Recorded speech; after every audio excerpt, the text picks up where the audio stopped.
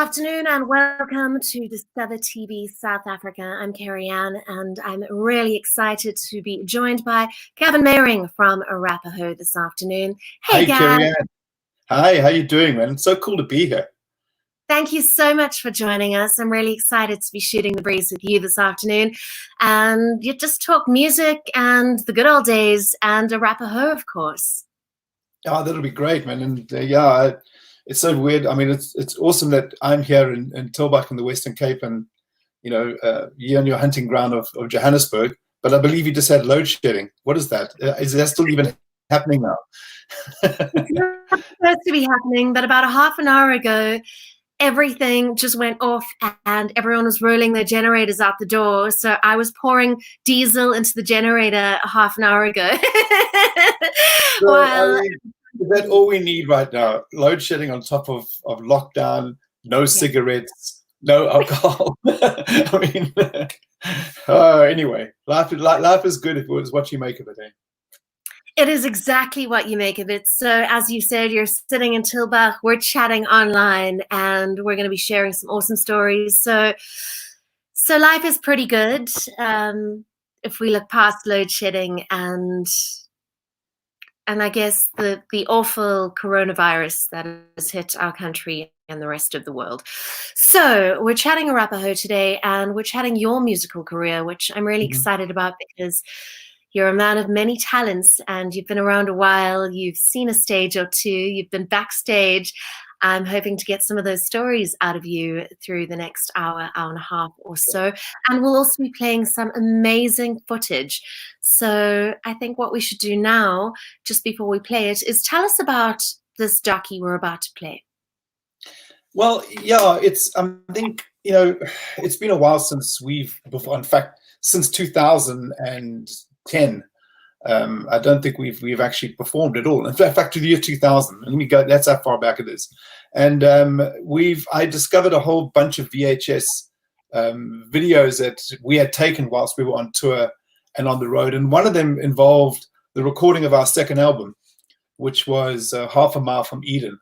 So in the documentary, it's really about what happened in the studio and the rare footage that we have whilst we were recording the various songs. But I managed to do interviews with all the members of the band as well. So the actual documentary has the music. The music's all been remastered, by the way, by Freetone Studios in Johannesburg. And so the sound quality of the music is good.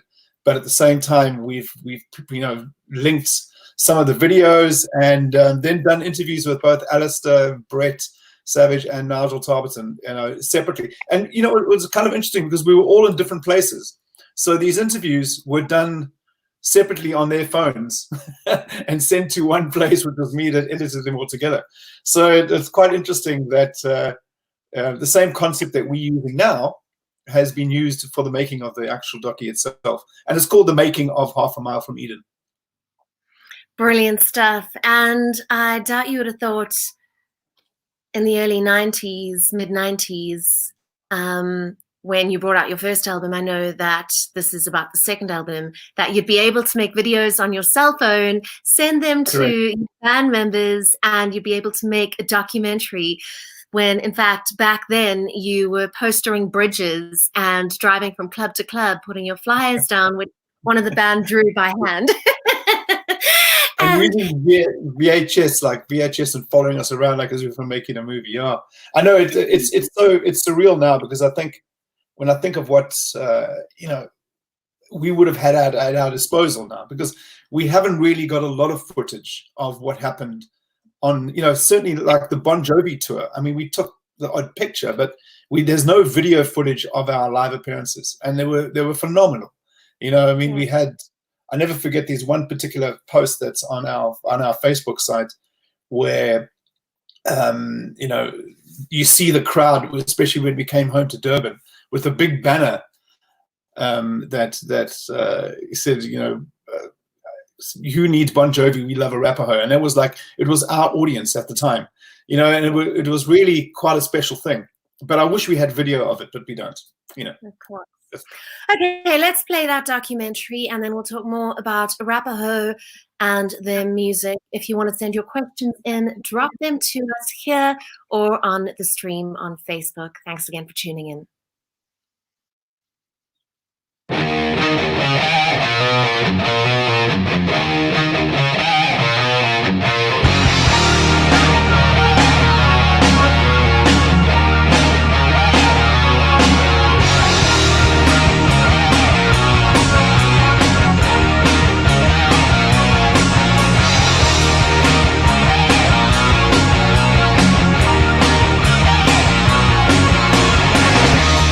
All wrapped up on the corner, false smile, you look me in the eye. You feel you're half a mile from Eden. Inside you're spinning around.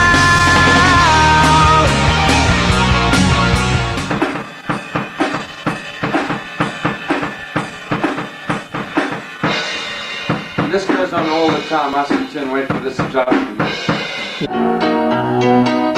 What's the sound like for you? It's a different sound? Nice. We went up to Johannesburg and spent time in arguably the best studio of its time up there in Johannesburg with, I'll never forget, they had this huge desk, mixing desk, which had flying faders in it. And you record a song and mix the different levels with the faders, and then hit a button, those faders would reset themselves and just be moving along the desk, which was state of the art at that time. You can hear it in the mixing, the production, everything. That second album was world class in its production. So for me, it was way more exciting than the first album. First album we were learning, and by the second album we pretty much knew our way around the studio.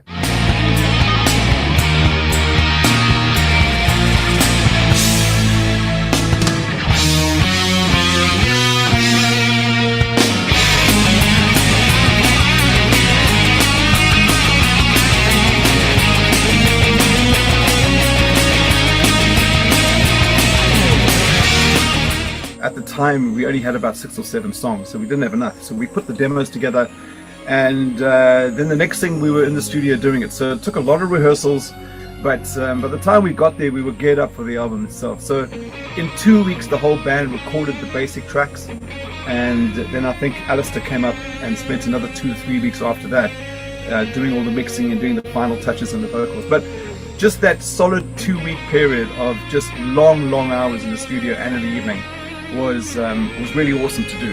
And the first album we recorded in a leafy suburb in Westville in the back of someone's home. Here we were in the heart of Sandton City, and it was a massive cavernous studio with lots of expensive equipment, wood paneling all over the place, beautiful carpets, and accomplished technicians and people with lots of experience. So obviously the pressure was on us to produce something amazing. But I think, we just decided, the 4 of us realized very quickly that we were out of our depth, but I think we decided that we were going to have fun, and we did. The 2 different albums, right? The first album was really raw and raspy, and it lent itself to those songs for sure. And the second album, you can see the sound was more refined. It was bigger sound. We had a lot of different layering of different guitars that came in, session musicians, different lyrics that came in and did vocal work with Alistair, which was incredible.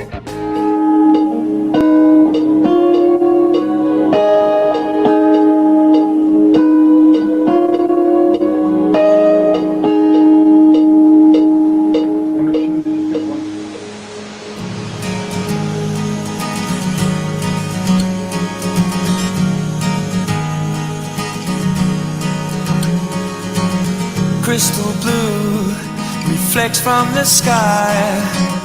She'll surface once more, now destined to die. Sweat and diesel hunting her down, placing baby at the lost and found. Have you seen her?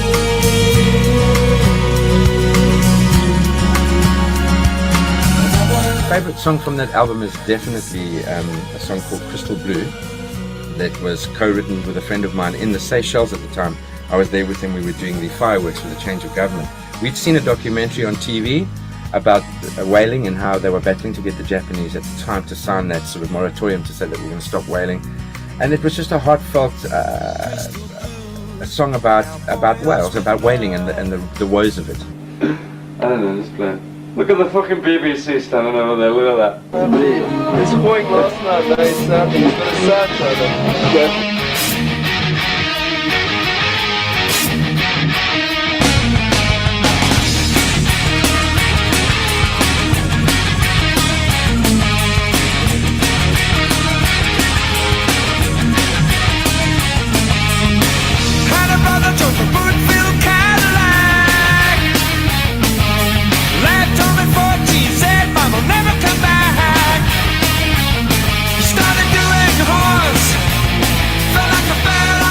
Favorite song of that album is a pretty easy one. It's Butterfly Angel, which I had dedicated to my father.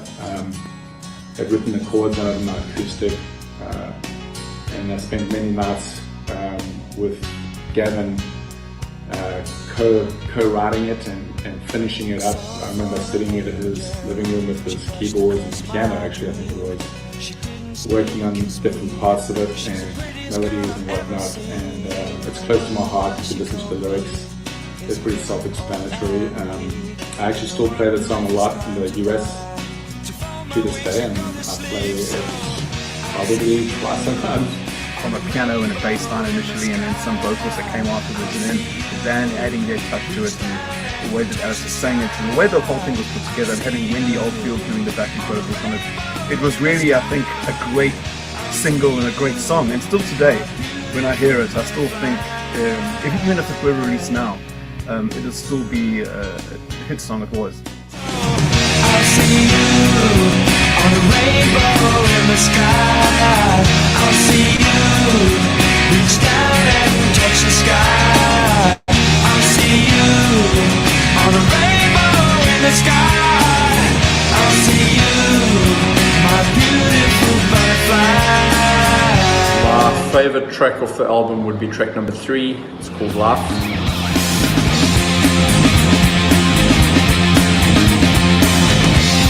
I met a girl who likes to make me happy every day.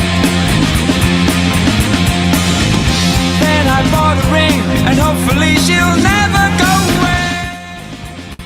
And I think that song just epitomised the Arapaho starting to find its own unique sound. Always loved the driving, punchy rhythm section combined with the way Alistair sang the vocal. It was very smooth, very drawn out, almost an indie pop type sound, and the two worked really well together, and it was always a great song to play live. Then I took the time to think about the senseless game we played. And I'd always felt that had Arapaho gone forward and produced another album, I think that combination of those two genres would have certainly formed the basis of our sound going forward. We had done an album before, we had been touring together, we'd been playing together. So as a band, I think that we were a lot more polished in what we were doing, and I think it actually shows on the album. So it was better, without a doubt, for me. That month together and just producing the art and having fun and I think being out of our depth made it extra special. It was amazing. Stoked to have spent those precious times with my bandmates, putting something that I believe was special and meaningful together. And it will last a long time, at least in my mind, in my heart. So yeah, good times. The show is over now, the stars will all fade away. I'll give you everything if you want me to. I'll give my life to you, my girl, if you love me too. Oh, that's for sure.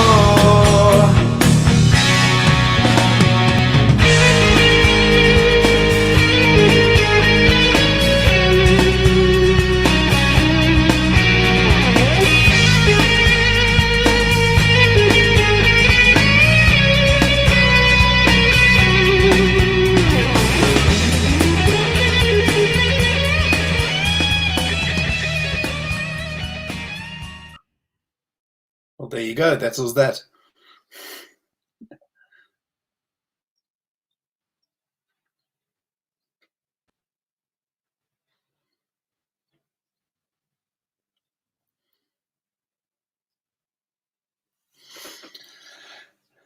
We just seem to have lost Kerry Anne there for a moment. Okay, yeah. I'll stand in for her. So great. All right.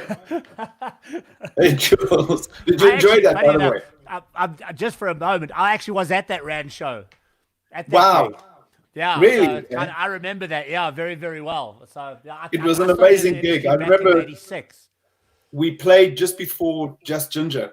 That's right. Which probably, you know, and they were mates of ours. We'd known Art from Durban days, and it was quite interesting because they recorded their album literally a week after ours. So we had a lot of stuff that we linked to, and we still see, Alistair and I both see Art quite a lot because he lives down in Hout Bay in Cape Town. I remember the first time I actually saw Art was busking at the waterfront, the Randburg waterfront. Wow. And you knew he had talent then, right?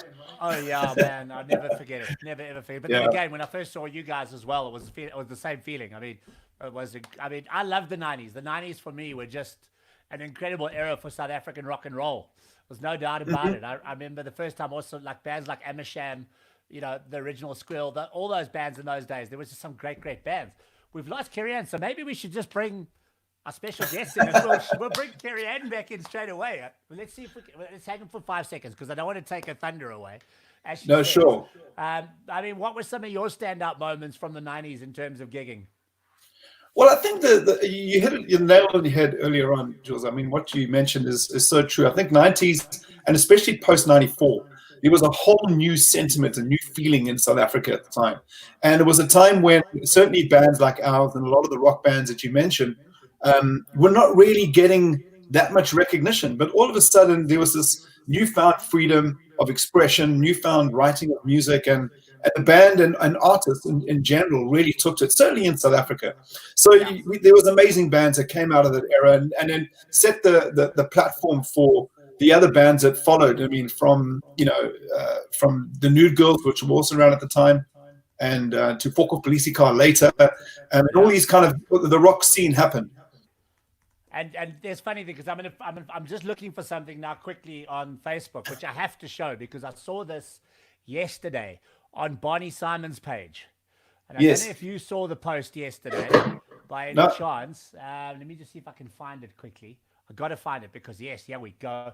I've got it. I'm going to quickly save this picture because I think it's surprising because Barney and I are still really good mates. So we, having worked together recently at Jacaranda. Okay, cool. I'm going to put this up on screen because I think everybody has to see this picture.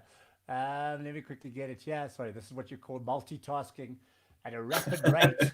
And we can talk over this, but check this out. Wow.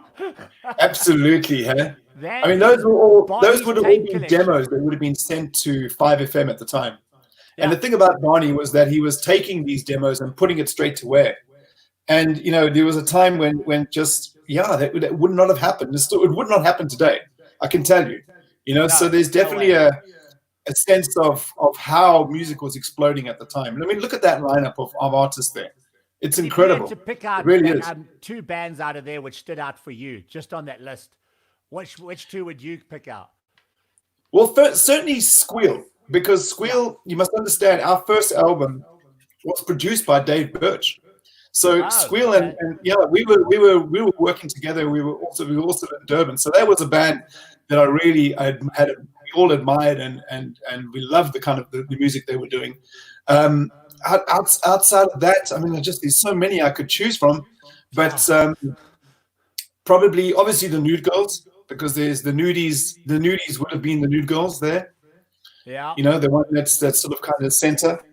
So sure, man, that's and he's Just Ginger there as well. I mean, it's just such a good selection, and that actually comes from Bonnie's house, by the way. And I've been there. I've actually seen that lineup of DAT cassettes in his one room that he has with a selection of music like you will not believe. Yeah, I mean, I remember, because I think I was also in a struggling rock band back in the early 90s, as most of us were. And we all sent our demos to Barney, you know. I worked at Q sure. Music in Metal Box House, which is the old BMG Yeah. offices back then. And yeah, it's like everybody was coming in and just recording, and there was just some amazing moments. Kerry Anne is trying to reconnect with us, and I don't want to take away her thunder, so Okay. I'm not going to call a special guest in just yet. So maybe we can just chat a bit more about the 90s, and we're talking about gigs, obviously, which one stood out for you. Obviously, a gig like Rand Show was a big one, but I mean, what was like kind of, because the one thing I loved in the 90s was those real intimate, like kind of dingy clubs and venues that you landed up playing. Which one stood out for you in terms of those kind of venues? Well, it was all depending on where we were. I mean, the gigs at Roxy's was always go down legendary with every band. You know, so Arapaho played there, and we had some really great gigs there. It wasn't as intimate, but I think it was the thing that launched the band, and the mind blower for us was being a group that was playing at the Hard Rock Cafe in Durban to maybe 200-300 people, to suddenly be on a national tour with Bon Jovi. You know, we were signed to Universal at the same time, and that was a huge tour. And to suddenly go from 200 people to stadiums was scary, but amazing. You know, and I think it was the thing that launched the band. But out of, I mean, there were just, there's certainly a live music scene that perhaps we don't see today, but then there's still a lot of stuff going on. I mean, there's such a good underground scene. I'm a bit disappointed about the closing of Mercury Live in Cape Town, for instance, which is sad, because that was a venue that was, you know, the home of and the place where so many bands were launched out of. And hopefully someone will come and invest and take it up again, you know? I think that's the scariest thing right now, and I've been talking to quite a few guys from a venue perspective, is how many are going to survive. And I think that's probably the scariest thing that we've got. Look, somebody's come back to join us. Kerry Anne, I had to carry the flag for you. We missed you, babe. We missed you, Kerry Anne. I've got to show Kerry Anne. I've got to show the image that we were just talking about, Kerry Anne. I'm just going to pop it up on screen, because I think we were just talking about bands of the 90s, and that post yesterday from Barney with all those bands. And Kerry Anne probably managed half of them. I did, and one of the very first was band that I worked with Plum, which is in that first column right at the top. Right. Which was just such a brilliant band. And two up from that is The Awakening. And The Awakening is our guest. Thanks, Jills, on Talk Time next week. So another guest from America joining me on Discover TV. So what a list. And thank you for your patience, having load shedding and dealing with technological issues is quite a thing. It was cool talking to Jules. I was one of the names that stuck out for me there was Danny DeVette. Now I mentioned that because he's been in so many incredible bands. I mean, from Evoid to Vonneboom to and even Petit Cheval, if I'm not mistaken. Yeah. I mean, it was anyway. So many great artists from that time, and just so cool watching that documentary, The Making of the Album. And I think maybe now we should introduce our surprises. What do you think, Gav? It's a great idea. We're my boys. Yeah. Yeah. Hello. It's almost a full band. And Gavin from Arapaho joining us from around the world, really. Hi, guys. Hello, everyone. It's great. It's great having you join us today, chatting Arapaho and taking a trip down memory lane, really. Watching that documentary was absolutely awesome. And you touched on performing or opening rather for Bon Jovi and not having any footage. What a crazy time. I was actually at that concert when Bon Jovi played and you guys opened for the band. So there you were, sitting on the beach, waiting for the surf when you decided to possibly jam together. And as luck would have it, Alistair, wasn't it you that had a warehouse where you were into vegetables, and so you had a space to jam. Yes, that's exactly right. At the time, I was packaging, buying and packaging vegetables for all the hotels along the Golden Mile of Durban's beachfront. You know, that beautiful Golden Mile. So I was supplying all the hotels and restaurants with vegetables at the time, and so it was in an industrial area, and we just started. So we needed to go somewhere to play where they wouldn't call the police, you know, because we were loud. We were a rock band.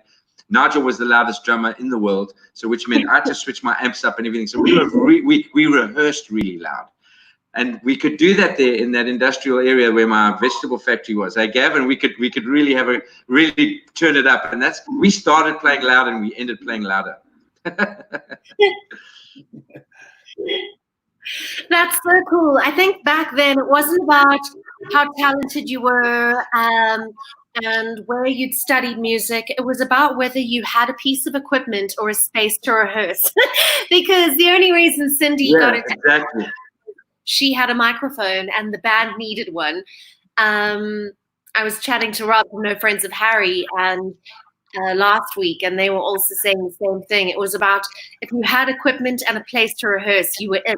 So Alistair, thanks for that, because you guys started something really special because you had a space and because the surf was shit. I think exactly. One of the things that really stood out was the fact that when the surf was shit, it wasn't just us going to rehearse. Everyone from the beach came to our rehearsals. So we kind of had this like a live audience even at rehearsals. I know, Brett, a lot of your mates at the time were part of that. Maybe you want to expand on it. We've lost Brett. Technology. Zoom. Anyway, there's no sound coming from him, but that was, as I said, I mean, Alistair would you would know from, I mean, those jam sessions were more than just rehearsals. They were actually just jam sessions, but it ended up where people were starting to get to know our songs. And once we started recording, we recorded like a demo, and all of a sudden everyone was playing our music on this cassette because they knew the songs anyway. They were familiar. They weren't obviously on the radio because they were demos. And that's kind of how we discovered it, right? Brett, are you there yet? Are we getting Brett back? Al, you want to just talk a bit more about that?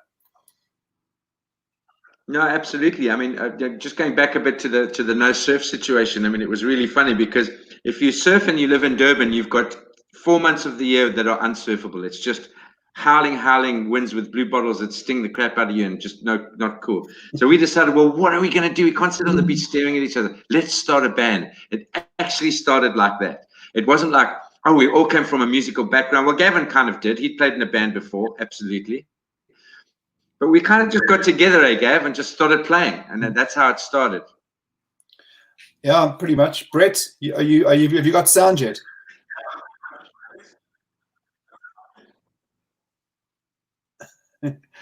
No.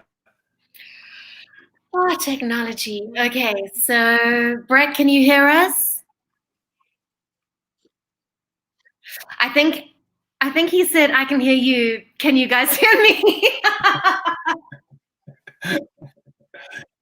We can't hear you, Brett. You know why? It's too far away. He's all the way over in Santa Barbara, so too far. He is too far away. Are you there, Brett? Oh gosh. No, we can't hear you. We can see you, but we can't hear you. I think we're going to try and sort Brett out during the next music video. So the surf wasn't good 4 months out of the year, and and you guys were sitting around and you decided to start a band. And what I find quite funny is a lot of the bands at the time were really hustling, trying to make it. They were putting in the hours. They really wanted to make music their life, really, and their careers. And there you came along. You started jamming together. Alistair, I think you were a fan of Hendrix at the time. But you even say that you could play other music because you didn't know how to. And then you kind of made a song and boom, everyone was interested, and a little while later you exactly. Exactly. You know, because I think a lot of bands start by playing covers of songs that they like and songs that influence them. You know, Exactly. we found it easier to write songs than to try and play other bands because of the chords that we knew and stuff like that. So we started writing our own songs right from the get-go. Not because we were thinking, okay, we're going to be this original band, but because with the chords that we knew, it was easier. It was so hard to do some of these covers of these songs that we loved so much, like songs from the Cult and bands like that. And that's how, you know, basically, and thank God for that, because that's why we ended up an original band, because we just started playing our own songs right from the beginning. That's so cool. I think we were hearing a lot about Butterfly Angel during that docu, and I think it's one of my favorites, and I think Gavin, one of yours too. So maybe you should play a music video while we try to get Brett back in action. We'll chat more. Perfect. Can you hear me? Yes, we can hear you. You're back. Hooray! Great. I'm here. It was a long walk from San He's a nifty healer. I'm sorry about this, guys. Thank you so Brett's much. back. Yeah. Brett was the guy that brought Butterfly Angel to my house one night. I never forget that. I still have the vision in my head. And he had a guitar, and I had a piano at my house, and we started we started playing the melody, and literally the words. It's one of those songs that like took 10 minutes to make. You know, if I think of the concept. But Brett, I know that it means a lot to you. You were in the video. You were talking about it. Yeah. So you know, I wrote that song in my basement. The chords, obviously, the main melody. I'll see you, and Rainbow in the Sky. And it was just a vision, because my father was a jazz musician, and he died when I was 18, alcoholic, died from emphysema. And we never really got to spend a bunch of time together. But the time that we did spend together was memories of him playing the piano with his like pseudo jazz band in Westville. And so I was thinking about him, and I thought, I'm just, started playing this song. And just keep in mind, I've been playing the bass guitar probably about a year, because Alistair told me, hey, if you want to join the band, go buy a bass guitar. And I went up to America and I bought a bass guitar and came back, and he's like, oh shit, we have a bass player, which was a pretty bad one. But fortunately, I got to get training from a bass player from Sid's Kitchen. But anyways, so I wrote that song in the kind of the basement, took it to Gavin, and said, hey, I think I have a song. And I was a bass player, and like, what do I know about writing songs? And so I threw it to Gavin, and we just tinkered around with it. And then Alison stepped in, and we all made it what it was. I see Tim Pars just said, how's it? I want to say hi back to him. That's a great story, Brett. Thank you so much for sharing that. What a great story it is. If you have any questions for the band, you can drop them here or on our Facebook stream feed. As Gavin said, Tim Parr, what a wonderful artist, is watching and saying hi to you, as well as Gregory Netley, also saying hi. Greg, how's it going, man? I played some stuff with Greg. Greg was a DJ in Laguna Beach, and so he would do a session with a bunch of South African bands, and I went to the studio and we did an interview and played some live stuff in the studio with Greg. Greg, good to hear from you.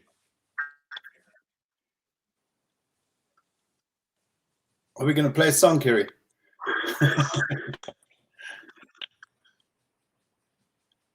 Okay, she's vanished again. Did it? It's just us. Should we? Jules is back. I'm back. We lost Kerry Anne Gavin's again. gone. Okay, should I play a music video while we see if she comes back, guys? Because I know she had one lined up. Yeah. I think we've got Butterfly Angel lined up, so let's bring that in. Let's add it to the stream here. Are you guys ready? I'm going to let it rip and rock and roll. Sweet. Do it.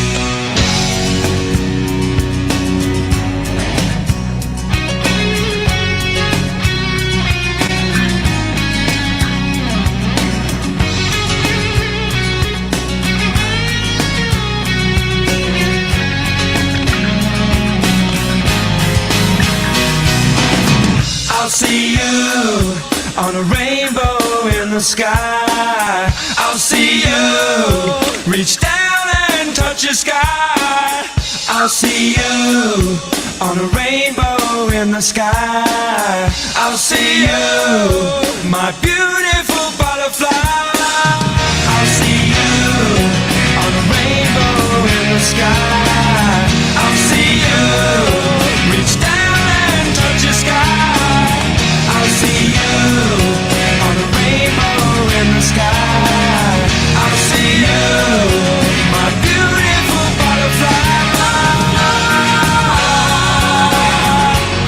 My beautiful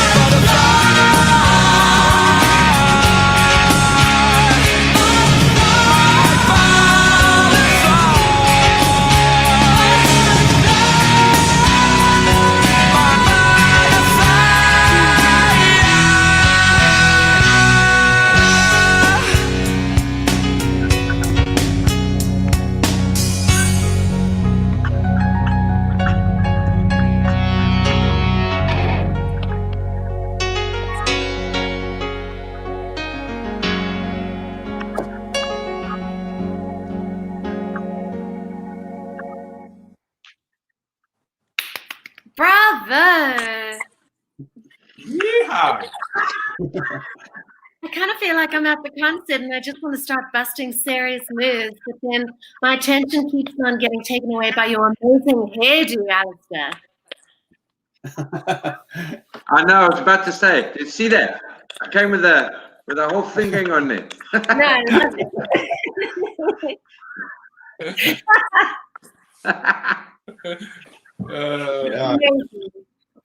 We've been getting some questions in and people sending in messages. Hi guys, thank you so much for tuning in to Discover TV, and a massive thank you to Arapaho for joining me this afternoon.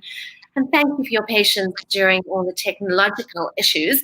But a question in from Ian asking, he's been arguing with his friends for years and years and years about Arapaho, and were you the band that opened up for In Excess in Spurs Arctic, or was it the Nude Girls? And I know, aren't you a Spurs fan, Gavin?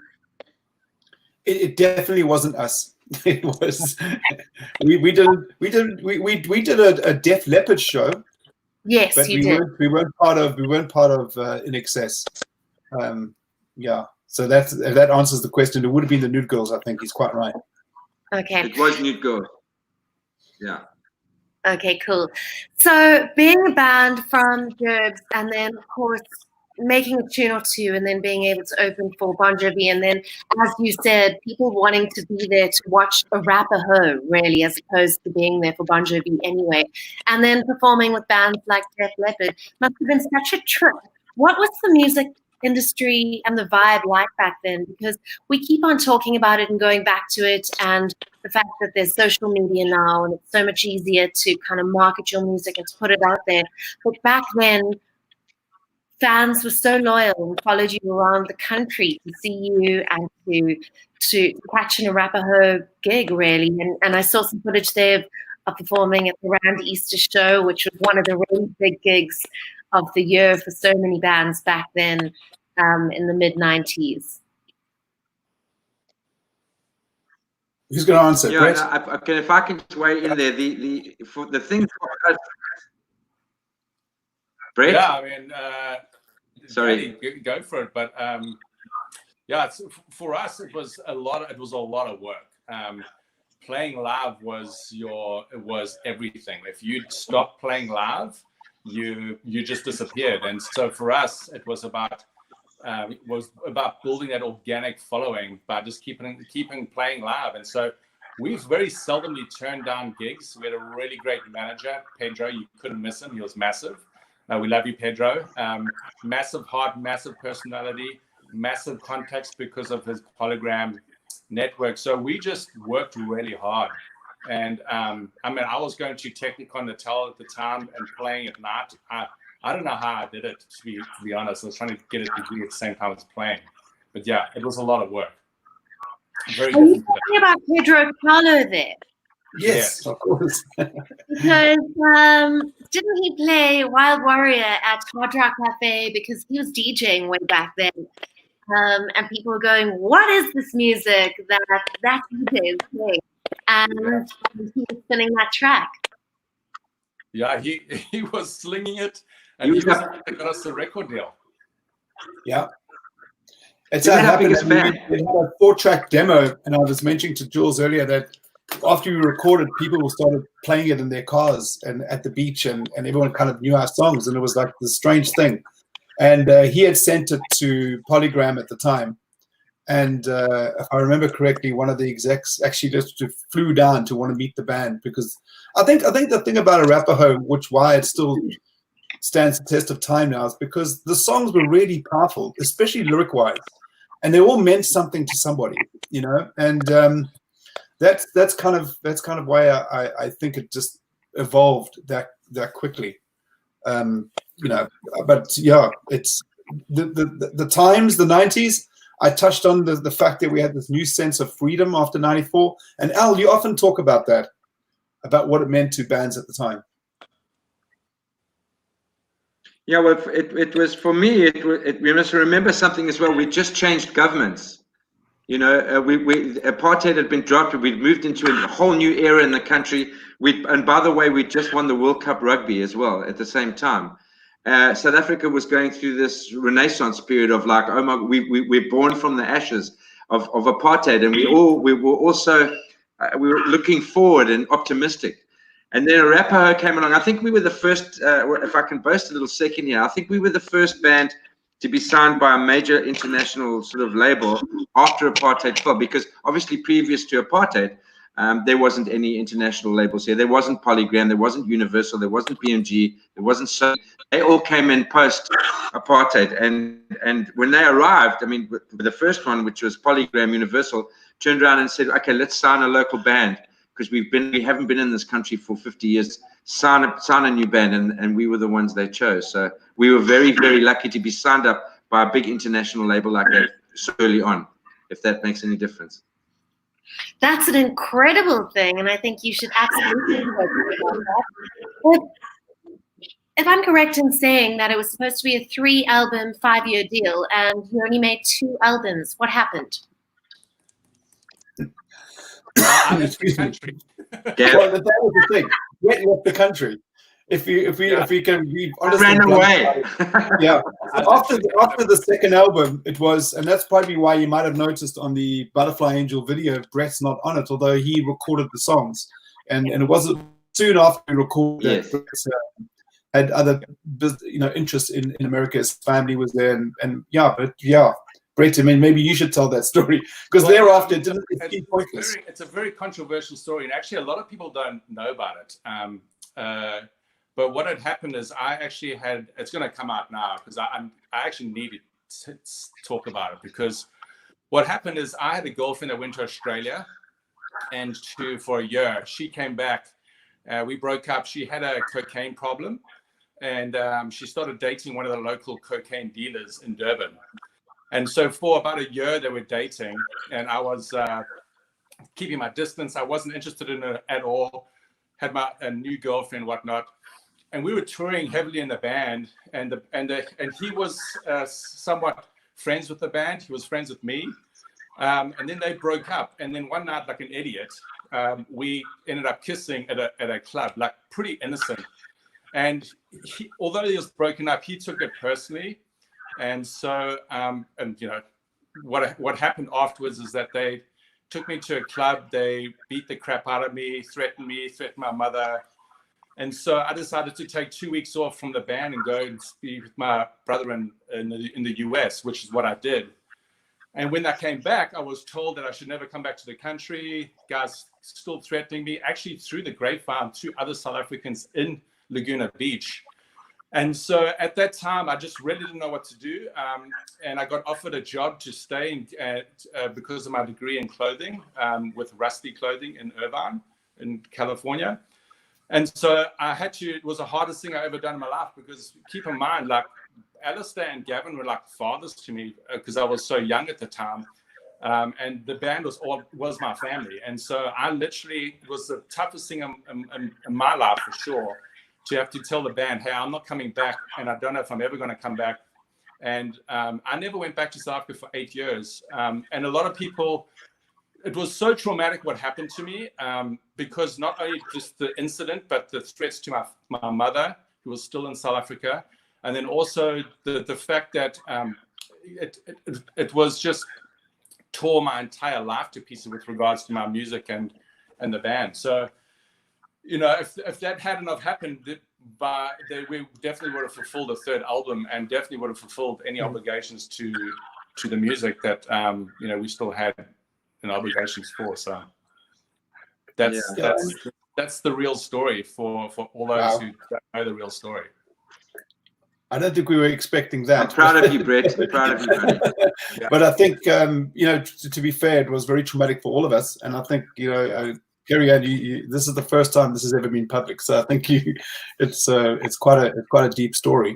But we know we're still friends with a lot of the people that were involved at the time. And so there's no like really hard feelings and that kind of thing. Although, yeah, I mean, it just seemed pointless from, you know, between Alistair, Nigel and I, we felt that there was just, you know, without Brett, this wasn't the band. I mean, we could without him thereafter, and it just wasn't the same thing, you know, and we just felt we got to a point where it was either, you know, it was going to be like it was or it wasn't going to be. And then we always made the choice right from the very beginning that the moment this stopped being fun, we didn't want to do it anymore, you know? Yeah. And that's really what it amounted to. It wasn't fun without our brother anymore. Yeah, and to Gavin's point, it was like one of those childish things that happened, and there's no bad feelings on my part at all. All that stuff's water under the bridge.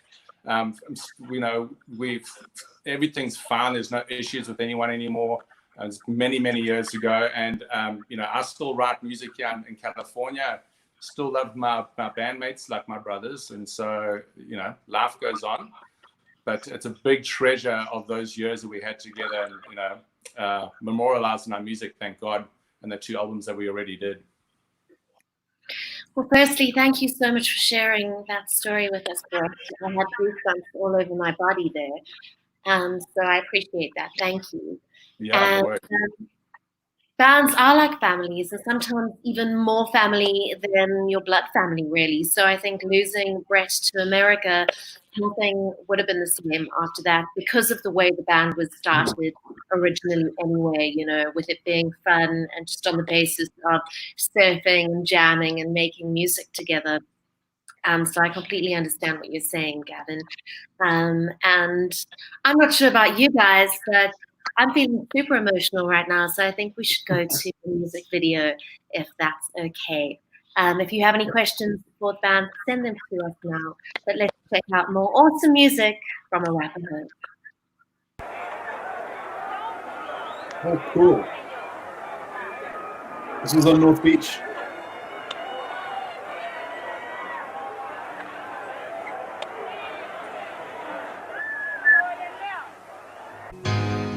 Big wind came and blew down my life. It came from the south and cuts with the edge of a knife. Snow white Peruvians calling my name. 1,000,000 miles an hour, boys, and I'm playing the game.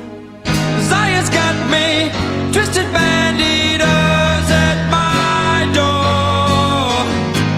Wanna do a line, 'cause I'm playing it back for more. Zaya's got me, twisted banditos at my door. Wanna do a line, 'cause I'm playing it back for more.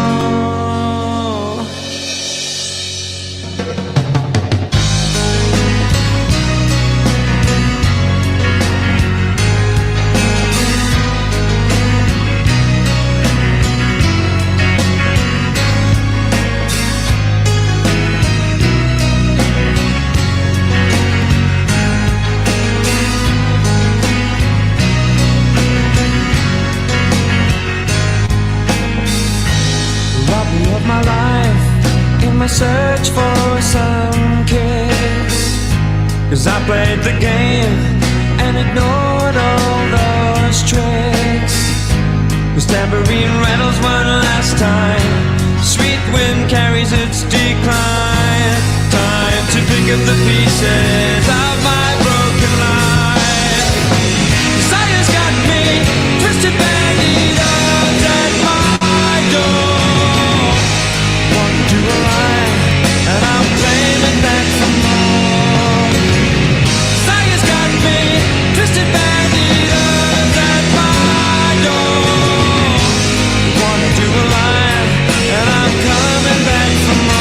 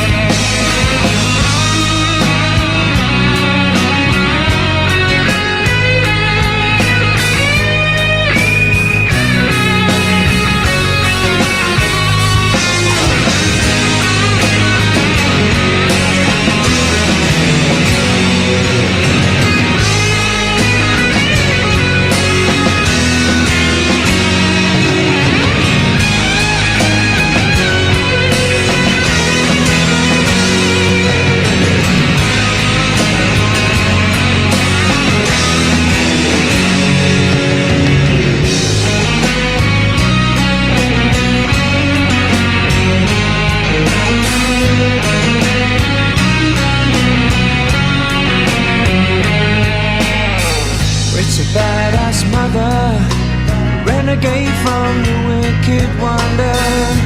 It's time to pick up the pieces of my broken life. It's a badass mother, renegade from the wicked wonder. Time to pick up the pieces of my broken life. Desire's got me twisted banditos at my door. Want to align, and I'm coming back for more. Desire's got me twisted banditos at my door. Want to align, and I'm playing it back for more.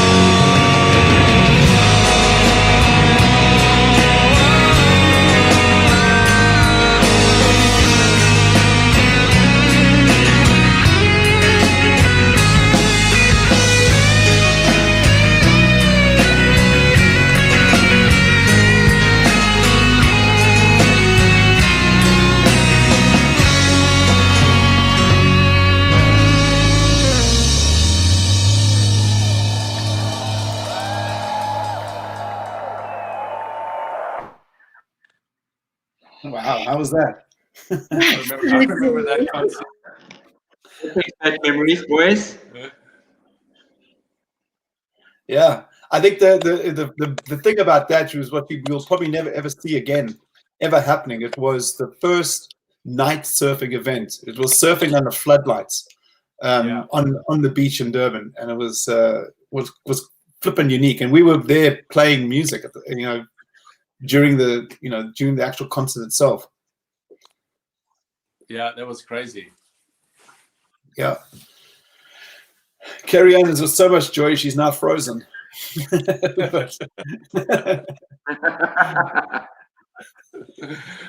Listen, can I just ask you guys quickly while there's dead air? I'm getting lots of people asking me if they can see this whole thing again.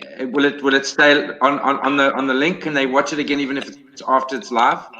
Yeah. Yeah. It'll be live on the page.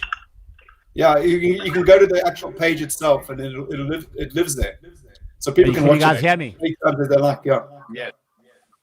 Cool. Yeah, no, it'll be live on the page for as long as we want. Now, Alistair's frozen. This is like a day.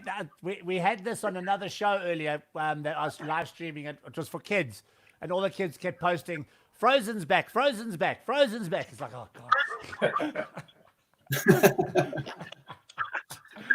It definitely is a day of freezing. Jules, is the show going to continue? I mean, we over into the 4 o'clock period. One more music. I suppose we've got to wait for Kenny to come back. Yeah, and we still have one more music video to play, which I'd really like to play. I don't want to not play it because it was a great song as well. You guys made really good music, man. I mean, you're hearing it now. The beginning of of Wicked, I was like, I saw the goosebumps on my arm, and it just took me back 20 years or however long it is now. But yeah, man, I love the 90s. Let's go back there. I'm over this COVID. Let's go back to the 90s. It was a lot more fun. That's right, man. The 90s were the 90s were the best of everything. Just excuse me. No doubt about it. He's not frozen. He's just gone. Yeah, he just. We spoke. I asked Gavin earlier if you guys, for him, what was an iconic gig for him? Maybe what's an iconic gig for you guys? Ali, what was your? For me, one of our live gigs. Yeah. Yeah, the most iconic live gig for you. Second show. You must remember that when we toured with Bon Jovi, we didn't do just one show. We actually ended up doing 4 shows with him, and 2 of those were in Johannesburg. And the second show was sold out completely, and they had to reinforce the sound because the first show they thought there wasn't enough sound, so they brought in reinforced sound all the way along out into the. There were 75,000 people or something. That show was incredible. I don't think many people ever get to play through that big a rig. Even today, by today's standards, it was massive work, massive. And we sounded incredible on stage. So God knows what was going out to the people, 75,000 people, Johannesburg Athletic Stadium. And we were officially the first band ever to play that stadium because of the. Yeah. I remember that show. I remember playing. I remember. So no, because as long as I was so nervous I played the wrong note of the first song of that set, and it was the loudest wrong note I've ever played in my life and probably ever will play. It literally the speakers. No, but hang on a second. Don't you remember Gavin? Gavin completely forgot an opening. We were supposed to open with a keyboard thing, and he hit notes I've never heard in my life before. I had no idea what song he was going into. That was in Cape Town at Greenpoint Stadium, the very, very first show of the Bon Jovi show. And what song was it? It was Wicked Wonder. But the point is that when the crowd was so loud that I just froze. And then I just played the first thing that came to my head when it was and it was definitely not the note that you should have known. So, and then eventually, like, I remember you looking at me and going, like, Gavin, not now. No, not now. Yeah. And I not kind now. of found the chord. No, it was our first gig ever. That's right. And he played these 2 notes, and I'd never heard those notes in my life before. And I thought, it's not the time to be playing something. We're not in the studio writing a new song. We are on stage in front of 50,000 people. I know, it was scary. Yeah. Terrifying. Well, guys, I suppose I don't know if we're going to get Kerry Anne back, so maybe we should just like a passing comment from each of you, just in terms of here we are, how many years later, what's kind of like the future of rock and roll for you guys. I mean, what's your plans as well? I mean, I know that we were seeing on the biography video what each of you were up for. I mean, would you guys ever play again together? These are the kind of questions I suppose fans will all ask. Well, let's start with Brett, because the last time we spoke, Brett, you had a really good idea. Yeah, so, we actually, we have been talking about doing like an acoustic / very intimate couple gigs back in South Africa. So I'm looking at joining the band in South Africa. We're looking at doing obviously the Arapaho songs, and maybe we'll surprise people with some new stuff that we want to work on. So, but again, very intimate, kind of vibey thing that we want to kind of put together and just celebrate our friendships and our relationships as a band, and allow the rest of our fans, if they're around, to see some of that. We've got Kerry Anne back, so Kerry Anne, we keep losing you. So I was wrapping up to say to the guys, because we didn't know whether you're coming back. Like the guys are talking about potentially doing an intimate unplugged gig back in South Africa. We're all getting excited. Yay! Yay! But I'll let Kerry Anne just end it off, guys. Thanks for letting me jump in every now and again, guys. It's been an absolute honor and a pleasure chatting to you guys when we lost Kerry Anne. So I can't wait to see you guys back in South Africa playing again. Yeah. Thanks so much, guys. I was just, I don't know whether we're going to play out with Innocent Child. I think that's what Julian was making reference to. Yes. And I think it's a song, it's very, very personal, you know, to me and to the band. I mean, we got some of the most mail from fans about that particular song, because where a lot of people were subjected to child abuse at home, they would actually, one particular guy said he went and just put the headphones on and he would listen to that song and it would make it all right, you know. And it's so, I think in this time of lockdown now, where some kids or some people, women and children, are often forced to be in the situation that perhaps, you know, they can't escape from. It's a song that's still written, you know, over 20 years ago, but still relevant today. So I think if anyone's watching that, listen to that song with that in mind. Alistair, a final word from you. What were we talking about? Kidding.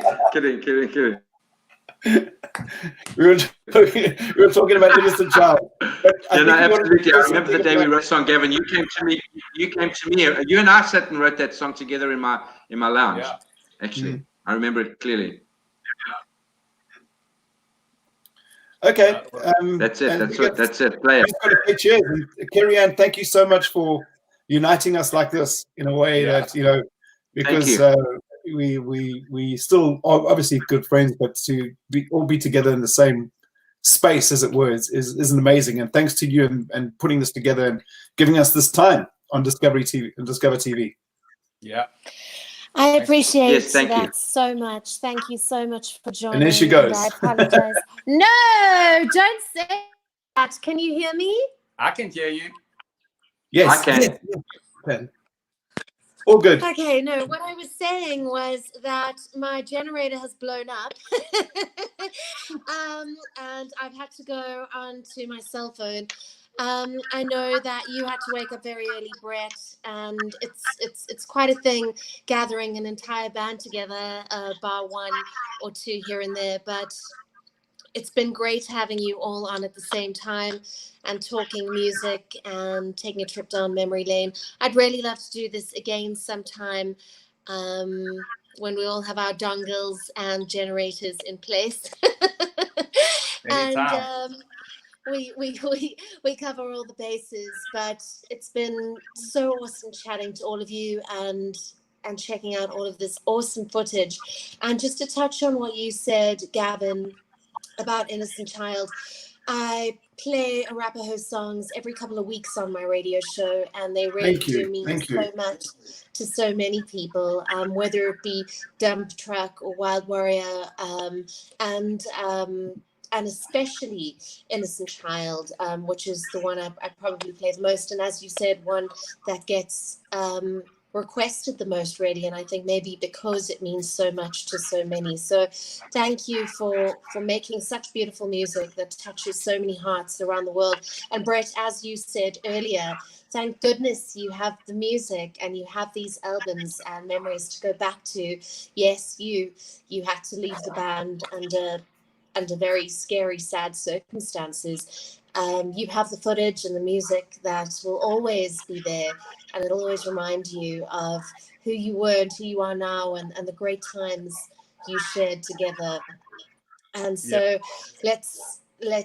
well, I'm thankful for you and for the music you all created. So it's been great paying tribute to and celebrating your lives and the music you have left for us. And I really hope we can do this again soon without the technology problems. But I just appreciate you all so much. So, Brett, thanks again. Have a lovely day ahead, and please stay safe. Thank you. Thank you so much. Alistair, it's thanks, Kerry Anne. Gavin, it's always awesome seeing you. Thank you so much for everything that you're doing in the music industry for so many artists, and just carry on flying the flag and rocking the radio world. Yeah, thank you. It's an absolute pleasure, and we'll chat again sometime for sure. Thanks, Kerry Anne. Thank you so much, guys. Cheers, man. Bye. Be safe.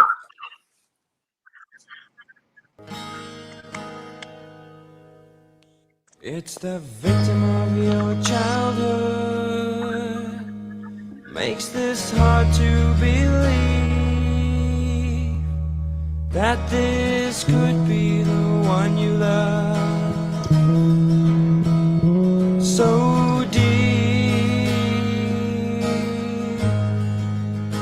So don't take your rage out on an innocent child. Don't take your rage out on an innocent mind, because the scars you will bear are for the rest of your life. The violent master of this childhood disaster,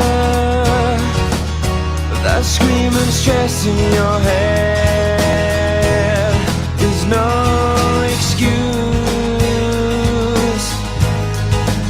So don't take your rage out on an innocent child. So don't take your rage out on an innocent mind, because the scars you will bear are for the rest of your life.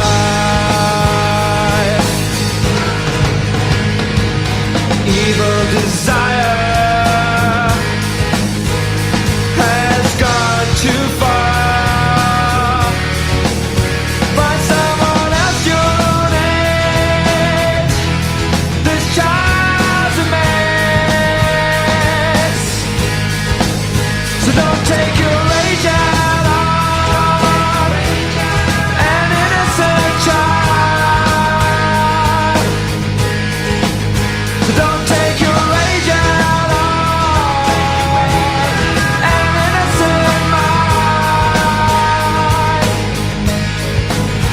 Because the scars you will bear are for the rest of your life.